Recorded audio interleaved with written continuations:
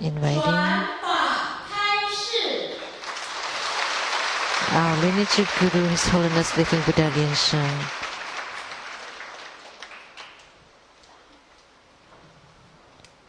to transmit Buddha Dharma and Buddha teaching.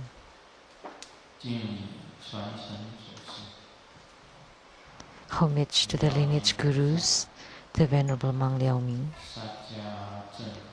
His Eminence the Master Sakya Tsang, the 16th Dharma King Karmapa, and Master Dukden Darji.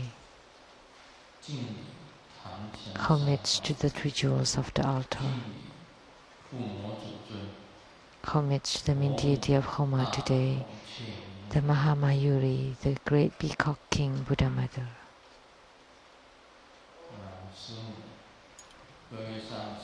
Simu, all masters, Dharma educators, Dharma teachers, Dharma lecturers, Dharma assistants, temple directors,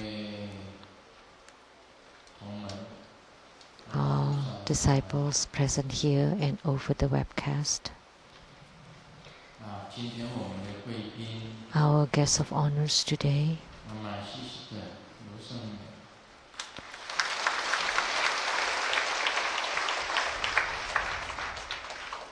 my four sister Luni,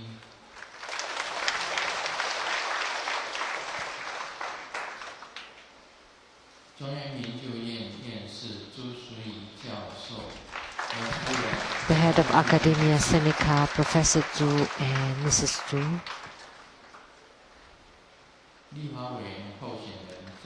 candidate for Caotun legislator, Mr. Tsang,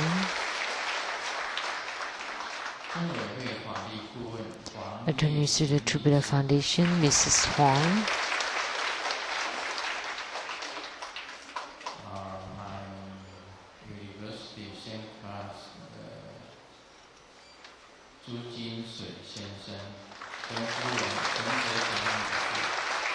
Mr. and Mrs. Zhu.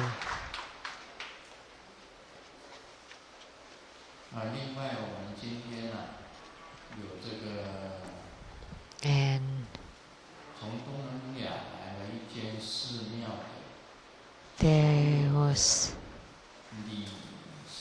there are directors of temples from Southeast Asia who are wearing white outfit. Where are they?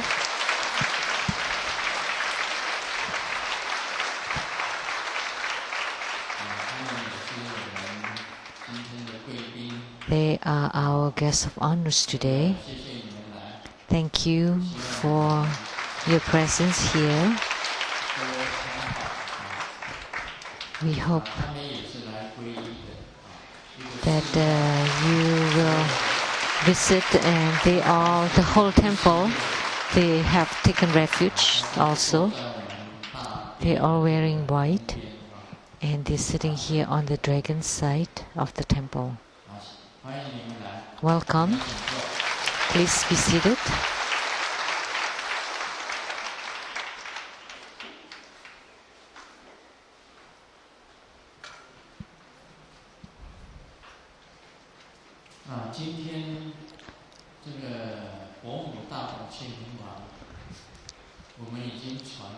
Today, we have transmitted many Dharma practice of Mahamayuri.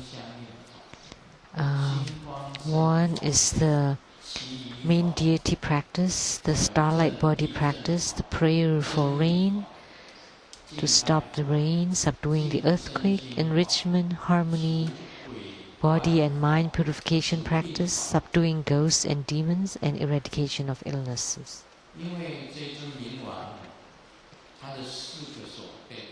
Because for this Vidyaraja, he has 4 arms, she has 4 arms. One is holding a white lotus blossom to symbolize purification. And the other hand, she's wearing she's holding a peacock feather and that is for subjugation. And the other hand is holding an auspicious fruit,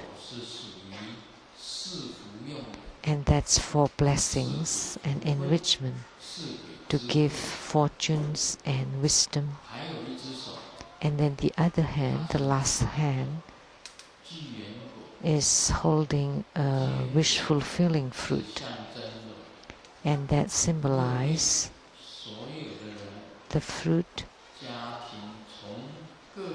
symbolized so that everyone, whether as small as families to as big as countries, for harmony and love and respect toward each other.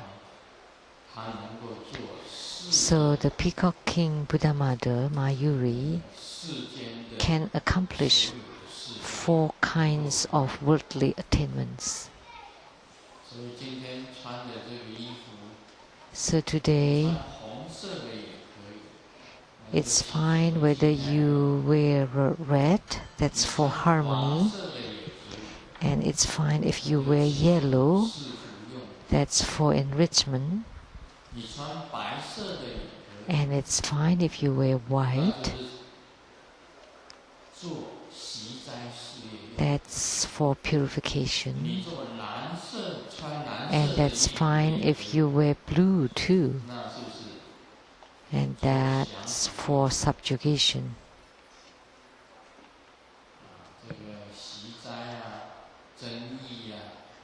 So whether it's purification, enrichment, subjugation, or harmony or magnetization, these 4 kinds of attainments can be accomplished with Mahamayuri practice.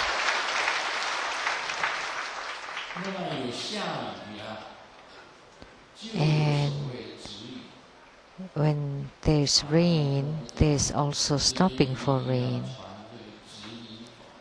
They told me that Grandmaster should transmit the practice for stopping the rain, because when it rains too much, like in Thailand, then there would be flood, big flood.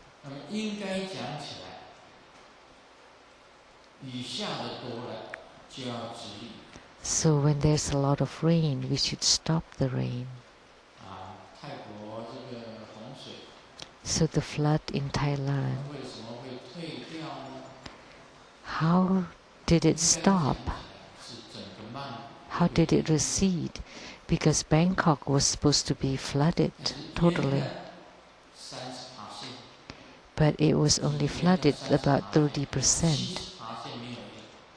And the remaining 70% was not flooded. That was because disciples of the Mixing chapter of True Buddha School in Thailand prayed to His Holiness,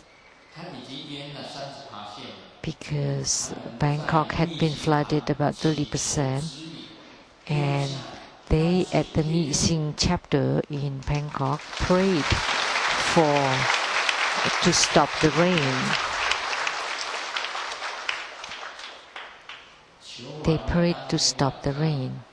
So after their prayer that evening,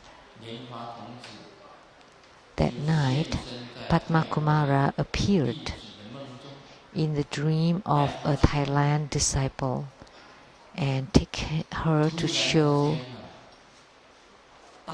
the flood. And then all of a sudden there was a big mouth on the great earth, a huge mouth, and all the water of Thailand flowed into that mouth, that opening on earth. So when that disciple woke up, she knew that the water will recede and that Bangkok will not be flooded. And after she woke up, the water receded.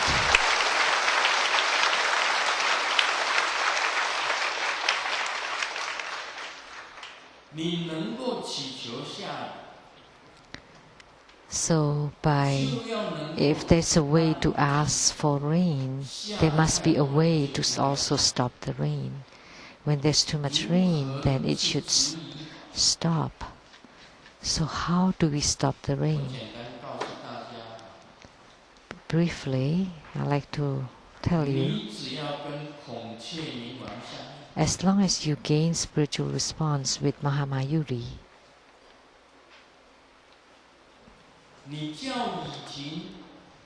and if you call on the rain to stop, then the rain will stop.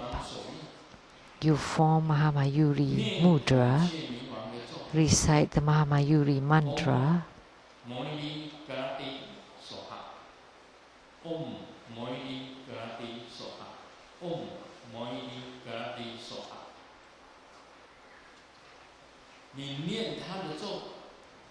by reciting her mantra and form her mudra and recite the mantra.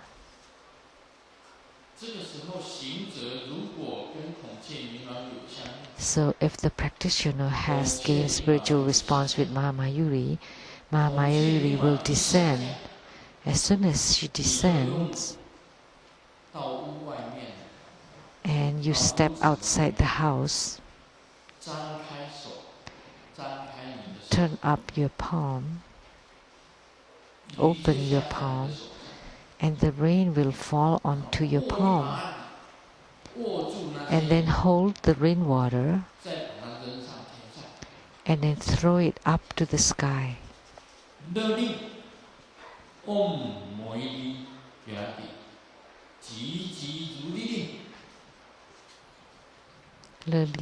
Moili Gelati Jiji Luriling. Immediately stop the rain, Soha.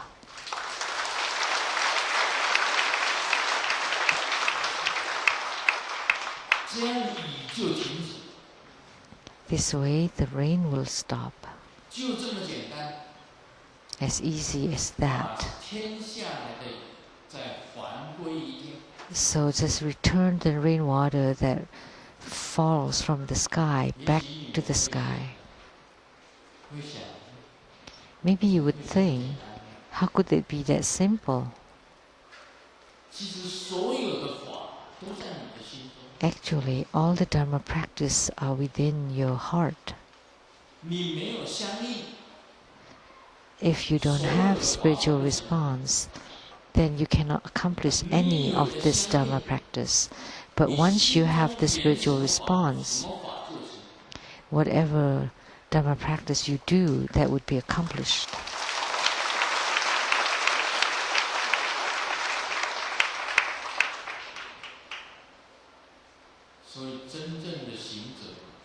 So a true spiritual cultivator, the high adept, the enlightened one,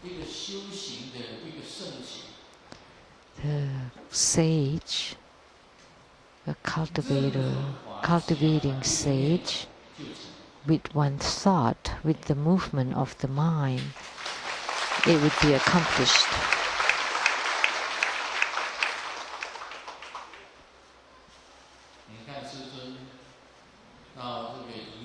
Look at Grandmaster. When we went to Tochen, Yilan, to perform the ceremony there, on the beach, it had been raining 3 weeks prior to the ceremony there, non-stop, until the day of Grandmaster conducting the ceremony.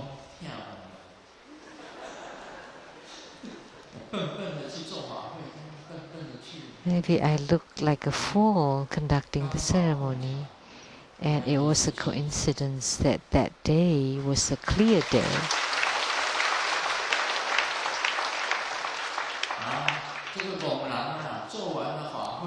That this fool, after conducting the ceremony, then it started to rain again over there for the following few weeks. Only that day of the ceremony it was clear. It was not raining. So I'm telling you, it was a coincidence. That when I went there, it didn't rain. But it rained before and then it rained after. How could it be like that? That it was only one day, that day of the ceremony, that it did not rain.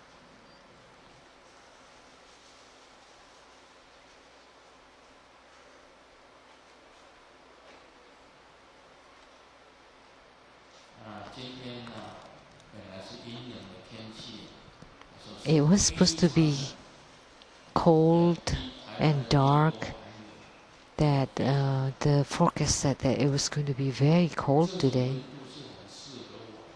But this temperature is perfect for me.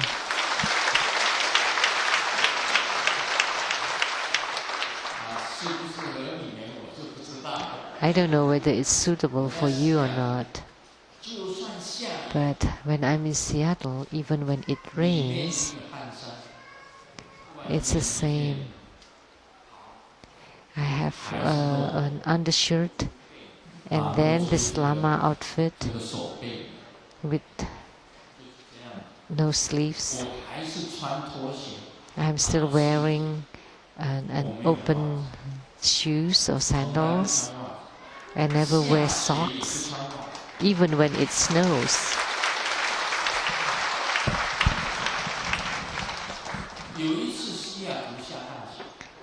One time it was snowing very hard in Seattle,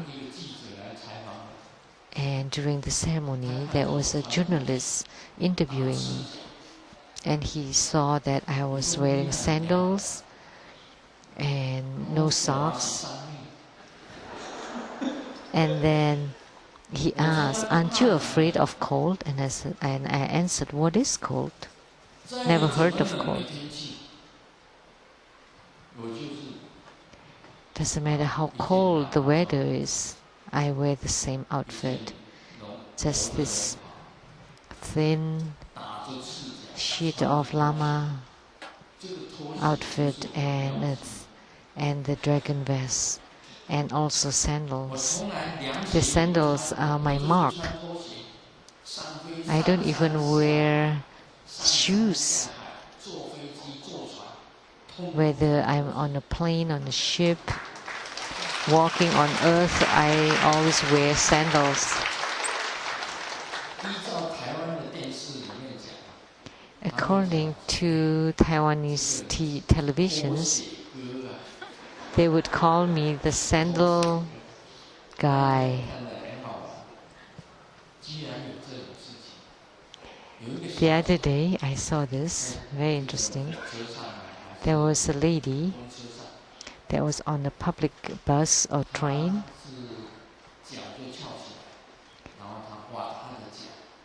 and she is picking on the skins of her feet, and then she swallowed the pieces of skins that she picked from her feet.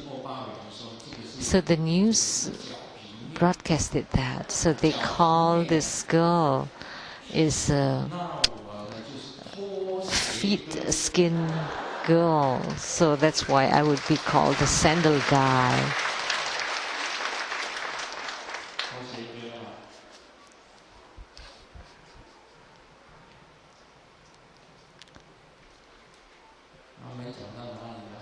Where was I?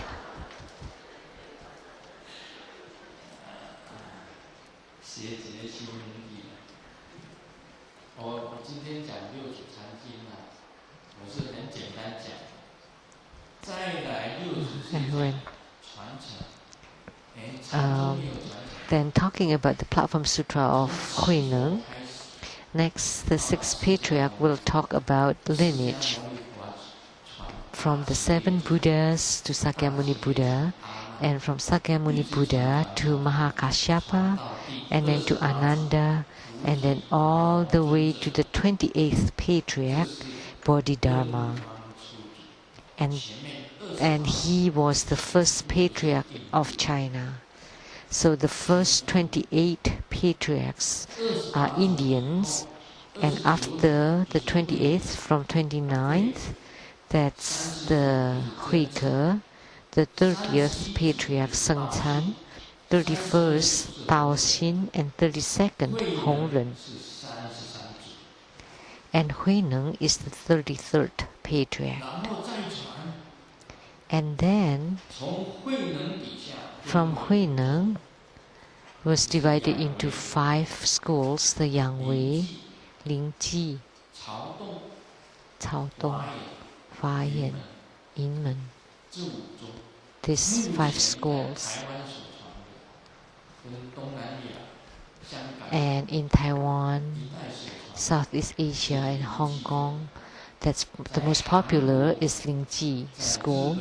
And in Korea and Japan, there are Lingji and Caodong schools. And the other schools are rather rare. So, the lineage in Lingji is Lingji Yixian. So in that school, the lineage goes until today, one patriarch after another,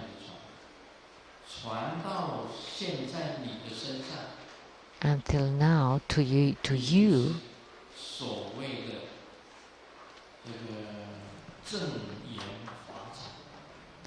That would be called the Dharma treasure of the right Dharma. That's the lineage of the Dharma treasure of the right Dharma. The right eye. So even Zen Buddhism also has lineage like the Tantric Buddhism. It's like the kings of China. It's one generation after another from dynasty Tang. Those are the dynasties.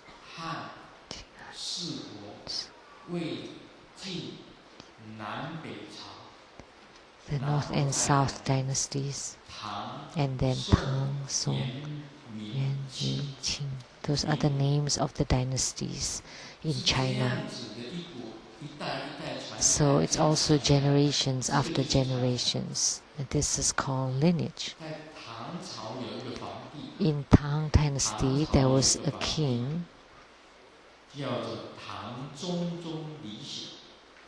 His name is Tang Zhongzhong Li Xian. And this king is the most stubborn king.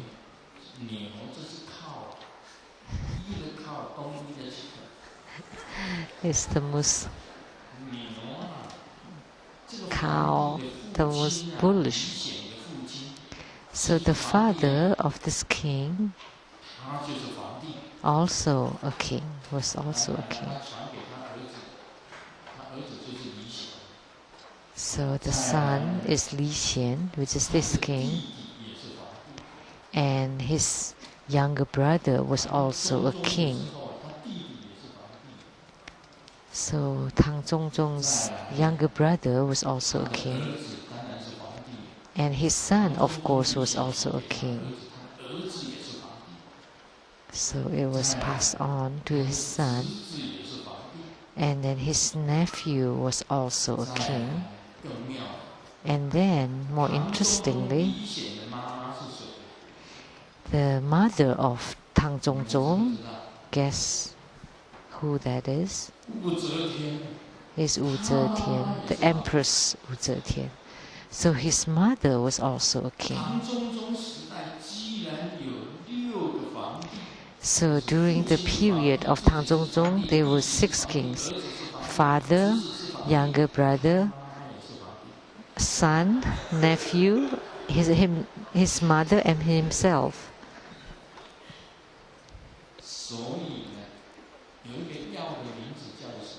So there was a medicine that's called the taste of the 6 kings, the pills of the 6 tastes of 6 kings. That's a joke, but this is called lineage. So kings also have to rely on lineage. Dynasties also rely on lineage. They all rely on lineage. So if you say you're not lineage, then I wouldn't believe that.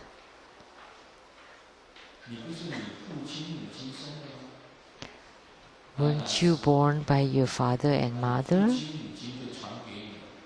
Then your father and mother pass the genes on you. And when you get married and you bear a son, that would hold your lineage. So the grandfather pass on to the father, father pass on to the son, son pass on to the grandson. That's the lineage of human beings. So how could there be no lineage? Anything can be changed except my family name. You can change your name, but it's very hard to change your family name. Like the family name Lu, that's lineage. So the lineage of Lu, like Hui Neng also has family name Lu, so he's ancestor of our family. And he's also the 33rd Patriarch of Zen Buddhism. So everything is related to lineage.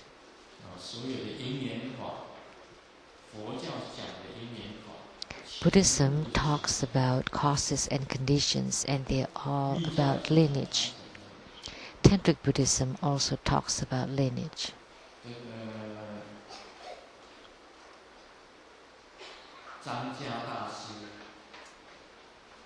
The Grandmaster Tsang in the New Republic of China, that was Tsang. There are two living Buddhas. One is Tsang and the other one is Ganzhu Master.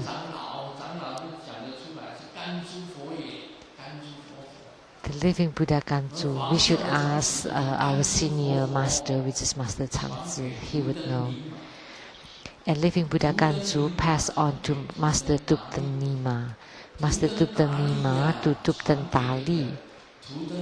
And then to Master Tupten Taji.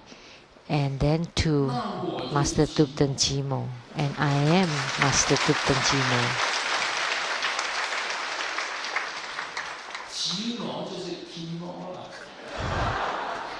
Jimo is chemo. Kimoji. Kimoji is feelings, atmosphere. Feeling good. You can call me in the future, Tupten Kimoya.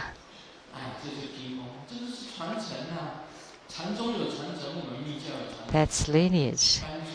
And Zen Buddhism, Tantric Buddhism all have lineages for us. Living Buddha Ganzhu, Tupten Nima, Tupten Tali, Tupten Taji, and then Tupten Jimoya.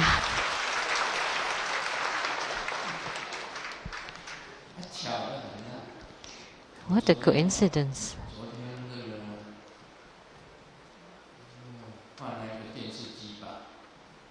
Yesterday, I got a new, the day before yesterday,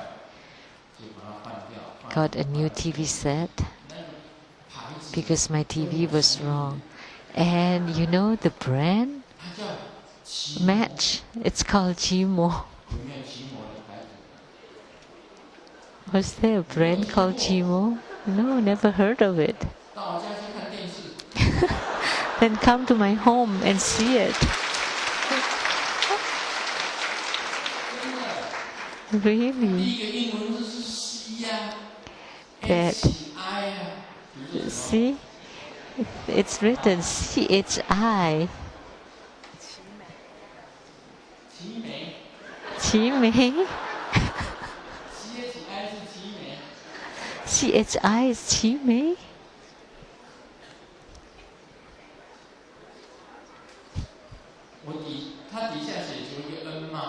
And then M. Chimo. That's mo. Chi, H-I. And then M. Mo.